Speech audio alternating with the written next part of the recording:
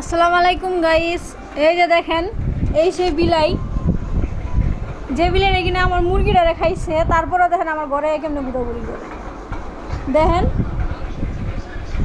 পায়ের নিচে নিচে ঘোরাঘুরি করে। একদিন কিন্তু আমার কামড়ও দিচ্ছে, দেখছে বিলাইয়ের বাচ্চা হবে। এটার ভয়ে আমি আমার মুরগিটারও নামাইতে পারি। দেখেন কত বড় সাহস। এখন এই বিলাইটারে কি করে করতে মন চায় বলেন। দেখেন কি অবস্থা, ওরে সরাই দিল ঠিকই আসে আমার পিছু পিছু। দেখছেন দেখছেন দেখছেন সর, এটা খিদা পেটে কামড় দিবে। এখন এটারে কি করবো কর। এটার জন্য আমি আমার মুরগিটা পর্যন্ত বাইর করতে পারি, কখন যাই আবার এটা থাবা দেয়। দেখছেন অবস্থা।